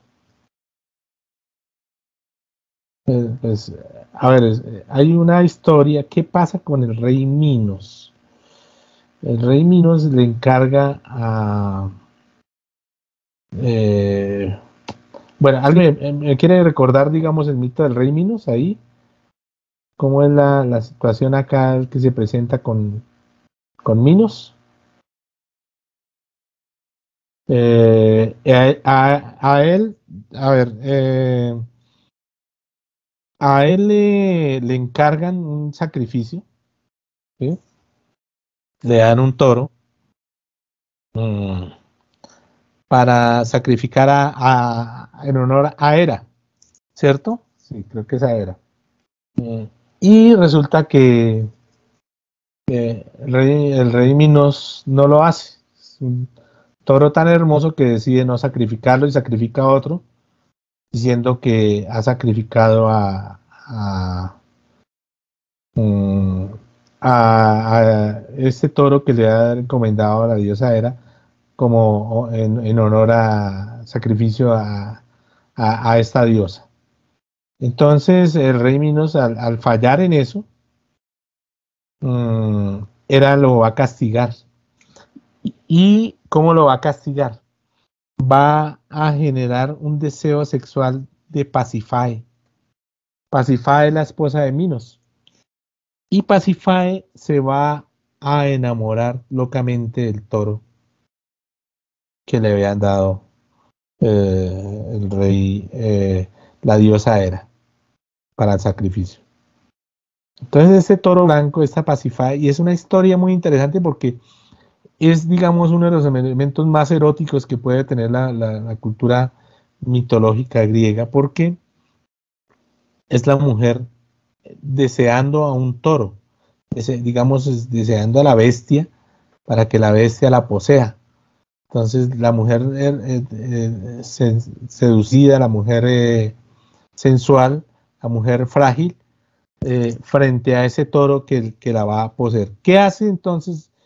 ¿Qué pasa? ¿Cómo hace esta mujer? Entonces ella va y le va a decir a Dédalo, que es un gran arquitecto que le trabaja al rey Minos, ¿sí? Que le organice una, una estructura de una vaca, con un cuero de vaca, para que el toro la monte a la vaca, pero ella se va a meter dentro de ese toro para que dentro de esa vaca, para que el toro, pues cuando la monte esta estructura que parece una vaca, la estructura de madera, eh, posea a Pasífae, digamos, es una cosa muy brutal, digamos, dentro de la mitología, el hecho de tener relaciones con animales, ¿no? Pero entonces así hace parte del mito. Y pues Pasífae se mete dentro de ese armatoste, ¿sí? De, de aparentemente una vaca, y el toro la va a montar y la va a poseer, va a poseer, va a tener una relación sexual con Pasífae y Pasífae va a quedar embarazada. Y pues ese embarazo va a generar el Minotauro. El Minotauro. Y el Minotauro es un hombre con una fuerza descomunal de un toro, que es, digamos, hace parte de la cultura griega, y a partir de ahí, cuando la gente está en contra de la corrida de toros, digamos, la tradición mítica viene de esto, ¿no? Del toro con su fuerza, a partir del Minotauro enfrentando al héroe, ¿sí? Que es Teseo. Ya vamos a ver cómo es la historia de Teseo. Entonces, pues cuando, cuando el rey Minos se da cuenta de lo que ha sucedido, entonces va a castigar no solo a Pasífae, sino va a castigar al Minotauro, porque lo va a encerrar dentro de un laberinto para que nunca salga, y lo va a encerrar a Dédalo y a Ícaro eh, dentro de ese laberinto. La historia es que Dédalo construye el laberinto, y el rey Minos lo mete allá con su hijo, con Ícaro, ¿sí? Y entonces Dédalo, ¿qué hace para salir del laberinto? Pues construye unas alas con una cera y va a llevar a Ícaro para salir del laberinto de la manera más espectacular, volando, ¿sí? Para poder llegar a feliz puerto. Sin embargo, le dice a Ícaro que no se vaya a acercar mucho al sol, porque las alas se pueden derretir porque están con cera. Pero Ícaro pues se entusiasma tanto que empieza a volar y a volar más, y el sol va a iluminar, va a derretir la cera, e Ícaro va a caer al mar, ¿cierto? Al mar Egeo. Eh, no, al mar Egeo no, ese no es el mar Egeo. Va a caer al mar, en Minos. El rey, no me acuerdo dónde queda Minos, bueno, se me olvida. A veces se me olvidan estos datos. Va a caer al agua, va a morir, y pues eh, Dédalo va a buscar una venganza muy terrible contra el rey Minos, por haberle quitado a su gran hijo Ícaro y por haberlo encerrado. ¿Qué pasa con este laberinto? pues en ese laberinto donde va a estar el Minotauro, la historia es que Egeo, el rey en Atenas, él tenía que mandar al rey Minos cada 7 años, 7 jóvenes y 7 hombres y 7 mujeres vírgenes para sacrificio al Minotauro. Entonces, siempre era una tragedia para ese pueblo porque tenían que sacrificar a esos 7 jóvenes, a esos 14, 7 mujeres y 7 hombres. Y entonces en algún momento Teseo, que es el hijo de Egeo, le va a decir a Teseo que Teseo se va a hacer pasar por uno de los jóvenes que se van a ir a sacrificar. Y Egeo pues no se da cuenta, y ya al final, cuando se da cuenta que su hijo ha sido embarcado, Teseo dice, como el gran héroe, dice, no, yo voy a ir y voy a liberar al pueblo, voy a matar al Minotauro. Entonces, Egeo le dice que si viene, que la única forma de saber él si está vivo es que cuando vuelva ponga unas velas blancas. Si pone velas blancas significa que él está vivo, pero si pone velas negras significa que él está muerto. Y entonces que cambie las velas blancas. Entonces, bueno, Teseo llega a Minos, a donde rey Minos, y entra a matar, entra al laberinto. Entonces, Teseo es muy astuto y empieza a seducir a Ariadna, que es la hija del rey Minos y hermana del Minotauro. Ariadna le dice que la única forma de salir del laberinto es a través de un hilo. Ella le da el hilo y Teseo se va con ese hilo, ella lo tiene de fuera del laberinto. Entra Teseo, mata al Minotauro, es una guerra muy, muy fuerte, mata al Minotauro y se vuelve y sale y se lleva la cabeza del Minotauro y puede salir fácilmente del laberinto gracias al hilo de Ariadna.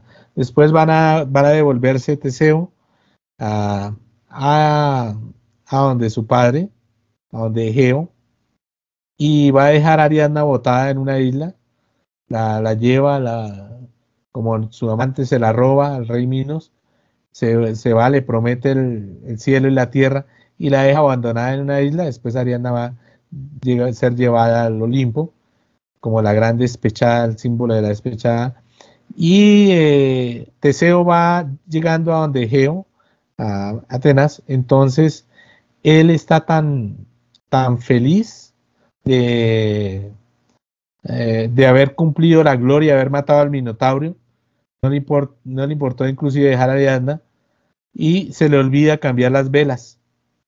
Entonces deja las velas negras, y cuando Egeo ve venir el barco y ve las velas negras, se bota al mar, se suicida, se bota al mar por la tristeza de que su hija ha muerto, y por eso es denominado el mar Egeo, ¿no? Entonces esa es la historia de Ícaro. Otro de los grandes personajes que apareció ahí es Heracles.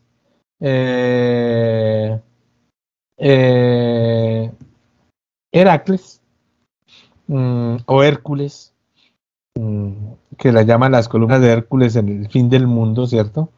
Lo miraremos en alguna clase, lo miraremos. Heracles, digamos, es un semidios, hijo de Zeus, ¿sí? Y digamos, en un momento dado va a tener los 12 trabajos. Ahí miramos por qué son los 12 trabajos. ¿Alguien me puede recordar qué son los 12 trabajos? ¿A quién se le dedica los 12 trabajos? ¿Alguien que haya leído?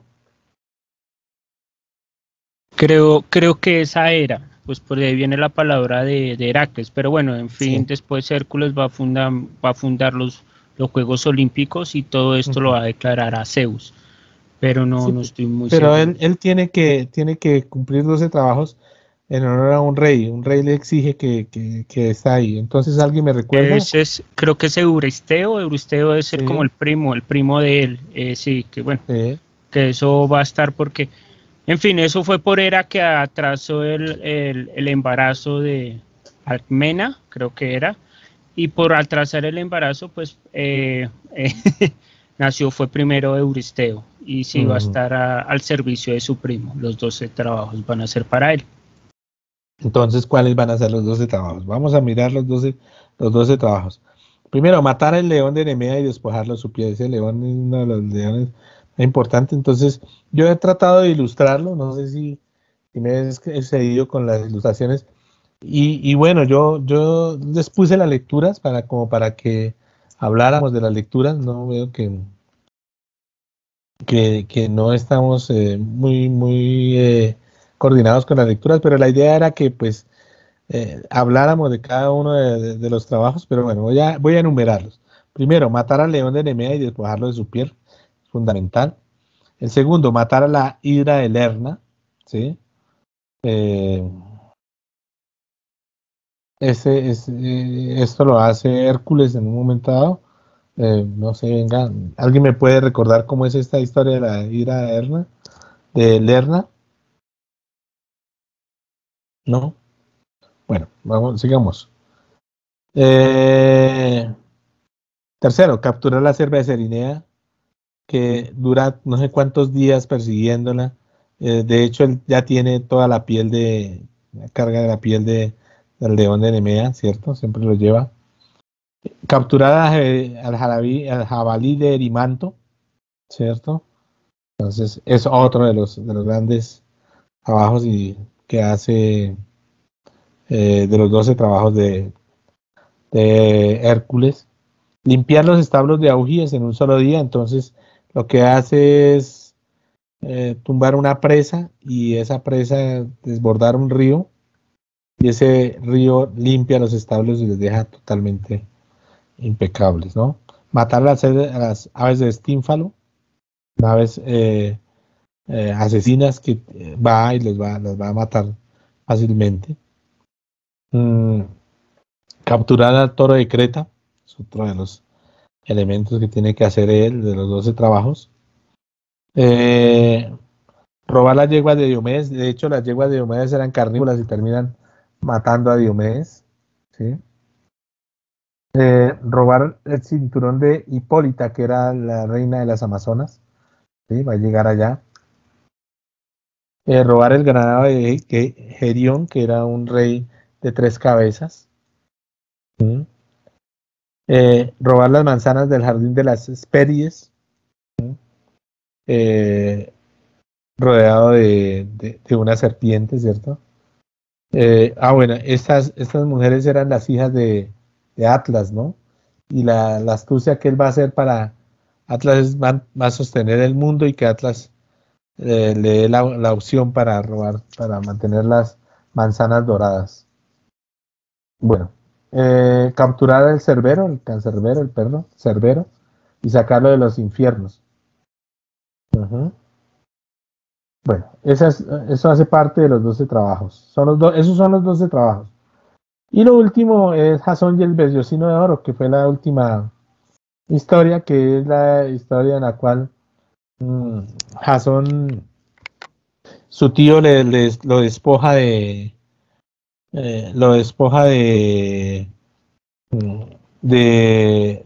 su trono, el centauro Queirón. Qué pena, una cosita.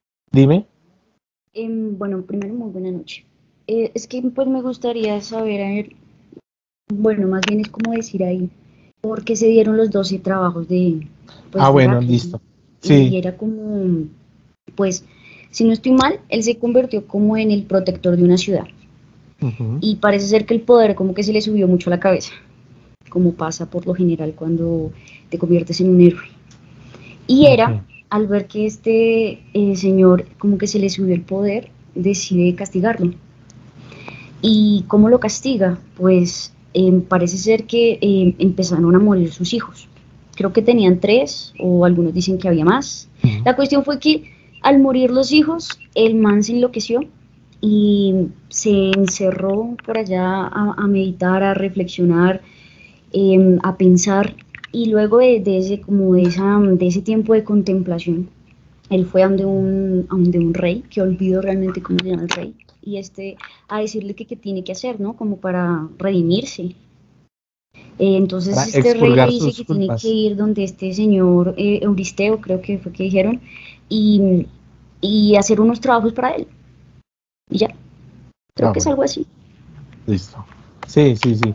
El texto que les dejé ahí explica, lo que pasa es que ese texto, yo no sé si ustedes lo miraron, es un texto, hace parte de los mitos griegos de Robert Graves, es uno de los textos de los estudios más completos sobre los mitos griegos, pero hay una cantidad de nombres que ustedes se terminan leyéndolo y se aburren, porque es que es una cantidad de nombres y nombres y nombres y termina cambiándolo. Entonces muchas veces, digamos, la historia hay que mirarla desde una perspectiva un poquito más amplia para poder entender, digamos, todos estos mitos, porque si no se nos pierden los nombres, terminamos aburriéndonos en esta parte de la Profe, qué mitología. pena, una pregunta. Dime. Es que me retiré un minutito nomás y estaban hablando preciso del mito que sí leí, que fue el de Hércules y Heracles. Es que, no sé, me quedó la inquietud. ¿Cuál es la relación directa? No lo leí todo, leí como hasta la desafío 6, más o menos por ahí. Pero ¿hay alguna Ujú. relación entre estos dos, Hércules y Heracles? Es el Porque, mismo. No, es él. Ok, es que primero se llamaba como Parmenón, no me acuerdo. Ujú. Tenía un nombre con P que ahorita no recuerdo. Y creo que después un dios, no me sé quién. Ya me acuerdo, sí, por allá después de que se volvió loco se fue al oráculo, ¿no? De Ujú. estos, ¿cómo creo que se llama el templo este que es famoso? Ay, Dios, esos Efeso. nombres griegos. No me acuerdo, es un Delfos. templo. Sí, creo. Delfos, es Delfos, oráculo de exacto. Y Delfos por allá fue por donde la Apolo. pitonisa, exacto, lo envió por allá a hacer como servidor de este rey, que era un poco loco y a veces, no sé, porque no leí todo al final, pero este rey era como ventajoso y a veces no le valía los trabajos, ¿no? Como que No, no, siempre no. le encontraba una disculpa para decir, no, usted no hizo el trabajo bien, tiene que hacer esto, tiene que hacer lo otro, tiene que hacer lo otro. Y siempre pasó, pues no sé, como que me daba la sensación que le estaban haciendo bullying al pobre, porque nunca le valían los trabajos que él hacía. Pero ¿este es el mismo Hércules entonces? Es que no Sí, llegué hasta el final. Heracles es Ok. Hércules. Recuerden que hay un problema de nombres entre el Mm, griego y romano, ¿no? y griego romano, sí. Entonces, por ejemplo, con eso vamos a ver en la Odisea. Odiseo es griego y romano es Ulises, ¿no? Ulises. Ulises. Ok, no sabías que no leí todo, por eso queda un poco fría. Ok. Listo. Yo Muy bien. quería decir una cosa ahí Listo. para complementar. Ujú. Pues lo que pasa en cierto sentido es que pues él tiene que servir a su primo Euristeo, pues porque pues ya lo dijeron, era lo enloquece, y era lo enloquece y enloquecerlo porque pues tenía un problema ahí, porque Zeus se había metido con Alcmena, y Alcmena era la esposa de Anfitrión, de ahí viene la palabra que ser buen anfitrión, yo digo Ujú. que es... Yo ser con la esposa del otro es un cuento mío, ¿no? Entonces, De hacer con la. De hecho, lo vamos a ver exacto. en la Odisea. Entonces era tener un problema con Heracles por eso. Entonces lo enloquece y a enloquecerlo pues mata a Megara, Sí. que es Ujú. su primera esposa, y mata a sus a sus dos o tres hijos, y después pues se Sí. va al oráculo de Delfos, y el oráculo porque él se quiere suicidar, pero por ahí un amigo lo convence de que no se suicide, que más bien vaya al oráculo de Delfos a ver qué puede hacer para purgar eso, y pues nada, le dice que tiene que servir a Euristeo. Bueno, primero eso, y segundo, sí, Euristeo nunca no le valía los trabajos, pero no le valió uno, por eso llegaron a ser 12, porque eran 11 inicialmente, ¿no? Y ese Ujú. fue el de cuando limpia los establos, Ah, los Del claro. establos de río, Augias, sí. sí. Y es porque Augias le había prometido algo a Heracles de que si limpiaba los establos creo que en un solo día, Le o daba el 10%, algo así. le iba a dar yeguas y le iba a dar una cantidad de cosas, y Sí. pues él lo hizo, y después Augias no le cumplió, y entonces gracias a que Heracles era muy parriciasta, muy franco, muy sincero, dijo delante de todo el mundo, bueno, pero usted me prometió esto. Entonces cuando él llega, pero bueno, Augia lo encierra y todo eso con Yolao, y bueno, eso es un problema. Después cuando lo libera y vuelve donde Euristeo, pero entonces Euristeo no se lo vale por haber él pedido a Augias, que le diera algo. O sea, ese trabajo no se lo valió porque Heracles estaba pensando en un interés propio. Entonces sí, eso, pero los demás trabajos sí se los valió solamente. O sea, se le agregó otro que ese no se lo valió. Pero el de la Hidra creo que tampoco, hasta donde yo recuerdo, porque el sobrino le ayudó a matar las cabezas de la Hidra. Sí, y exacto, y él le dijo, no, Sí, porque su sobrino le ayudó. Sí, tiene razón. O sea, es que era como... Sí, fueron dos. Sí, me equivoco. Cada trabajo. Eran 10, o sea, eran 10 trabajos, sí. Siempre le sale a deber. Eran 10. Algo así. Sí, el de la Hidra y él sí porque Yolao le ayudó. Y sí, ese sí, tienes razón, sí, me equivoqué en esa. En fin. Siempre le sale a deber. Todo lo del pobre robado, bueno, eso es una situación ahí con el pobre Hércules. La verdad es, sí, ustedes tienen ahí acceso a todos los datos y yo no tengo acá, como estoy haciendo la presentación, no puedo mirar el texto, ¿cierto? Entonces a veces la memoria me falla, ya la vejez. Pero entonces, bueno, por eso solicito ayuda en estos casos. Pero sí, yo traté de organizar, como de ilustrar más o menos todo lo que sucedía con los 12 trabajos y son interesantes, o sea, cada una de las actividades que tiene que realizar Hércules son buenísimas. Y yo utilicé, bueno, y las ilustraciones han ilustrado cualquier autor sobre eso. Entonces, por ejemplo, es Zurbarán, por ejemplo, esta es las ilustraciones que hace Zurbarán sobre Hércules. Bueno, me parece interesantísimo, digamos, que ustedes se acerquen a cada uno de los mitos y de las historias que están planteando ahí de Hércules y de Dédalos, de Minos y de los dioses griegos. Y bueno, y finalmente la de Jasón, ¿no? La de Jasón, que es la historia no es Jason, sino Jasón, ¿cierto? Que es la historia de un personaje, de este personaje que es, su tío le quita el imperio, ¿sí? Y va a matar a todos los descendientes del hermano, y Jasón es el único sobreviviente, es llevado a criar por el centauro Queirón, y le dice el oráculo al tío de Jasón que cuando venga un tipo sin una sandalia y con una capa de leopardo, este tipo lo va a matar a él. Entonces, esta es la historia.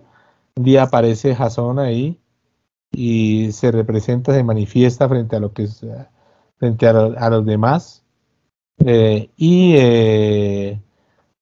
viene vestido, digamos, sin una sandalia, porque viene caminando, ha perdido una sandalia por pura casualidad, y viene con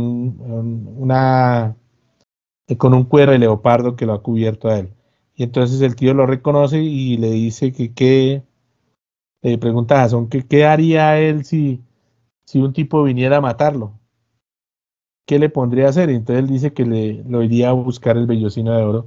Y entonces le dice que lo haga y va a organizar un viaje con Argos, con los argonautas, que son los varios personajes que van a trabajar dentro de la mitología griega de Jasón y los argonautas. Jasón va a ser, digamos, una historia, va a buscar el vellocino de oro, ¿sí?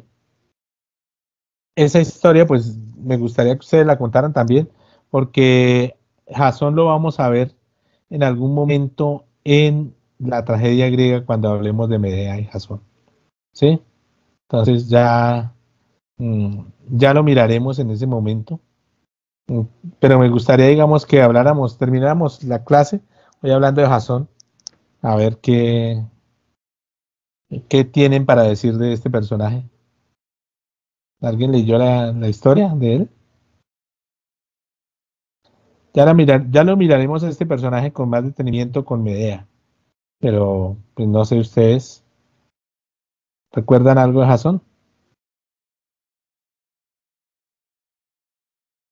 No, bueno, sí, él va a llegar, el vellocino de oro está en un árbol, en un bosque, donde está rodeado de un, ¿cómo es que se llama? Es un grifo, perdón, el grifo, ¿sí? Aquí vemos la imagen del grifo y que Jasón tiene que matarlo para robar el vellocino y llevarlo como para apoderarse, digamos, para ir a defender el poder que él ha tenido. Jasón es un personaje en el cual siempre ha querido ser rey,